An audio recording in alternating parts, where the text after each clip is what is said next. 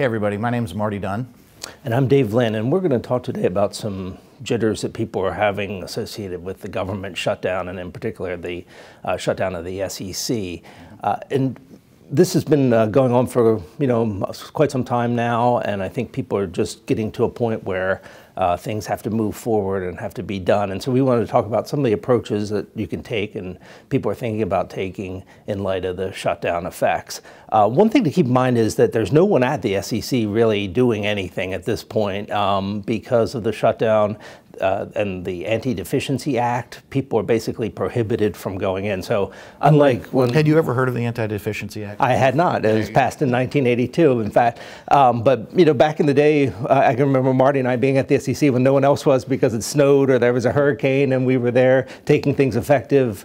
But that's not happening because people are basically prohibited from doing that. So we're really stuck with the SEC just answering filing fee questions and perhaps emergency responses to questions that are submitted through cfemergency@sec.gov. With the definition of emergency, a very high bar. A very high bar, basically threatening to life or property is what they have to judge things on.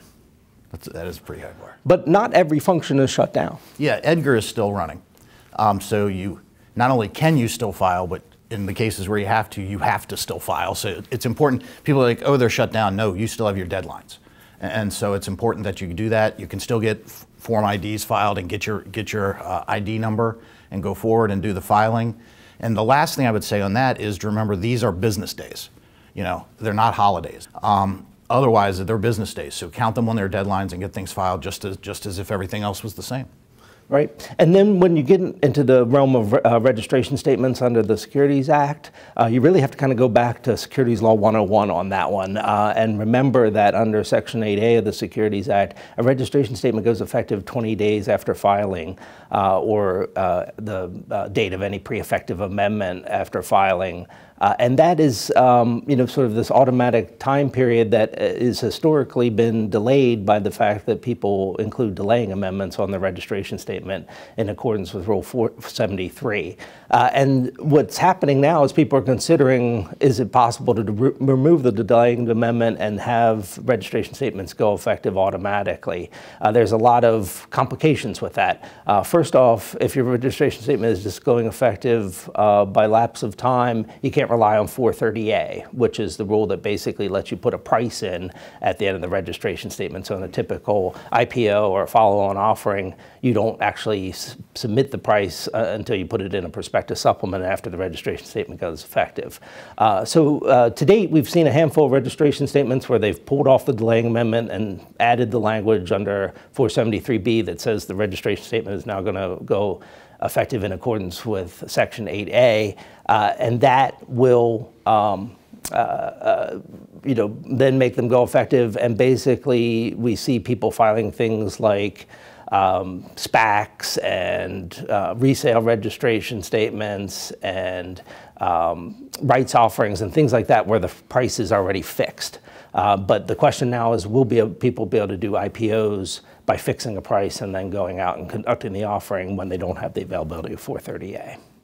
Yeah, and it's interesting. All the rules that are in place now are in place to get around the 8A problem, and now we're going back to the basics of figuring out how to deal with 8A that we've been trying to avoid for the last 30 years. Exactly, and when the SEC comes back to work, they will maybe ask people to put the delaying amendments back on. And whether you can get an auditor's consent, whether you can get the filing otherwise on file will depend a lot on where you stood with the SEC when things shut down. Whether you have outstanding comments and the like will be certainly things that people will keep in mind. And an interesting thing is, if you're trying to do an IPO now, February 14th is when things go stale. And so if you're going to pull a delaying amendment, you have to pull it by like 20 days before February 14th. So it's an interesting one. Much less guidance has been given on the 34 Act, but just very quickly, the nuts and bolts are the same. If you have a registration you need to get effective under 12G, it's 60 days after filing, and those 60 days are counting. So in addition to some folks looking forward to those 60 days, some don't forget it. Under 12B, if you're listing on an exchange, the 12D series of rules tell you once the exchange certifies your listing, it goes effective 30 days or accelerated. There's nobody there to accelerate.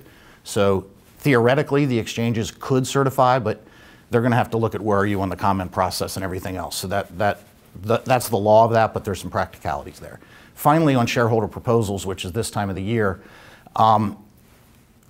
everybody's got their proposals. You have to submit a notice to the SEC, which is a no action letter. There's nobody there to process them now. So folks are going to be faced, if this goes on for another 40, 50 days, are going to be faced with, do I include it? Do I not include it? But the thing to remember is you always still have to file your letter if you have any intention of not including it down the road. So that's where we are. I think the shareholder proposal thing is going to be very dicey, but we're all just going back to the basics of the law. Anything you want to add? No, I think we'll just wait and hope the SEC comes back. That'd be good. All right. Thank you all.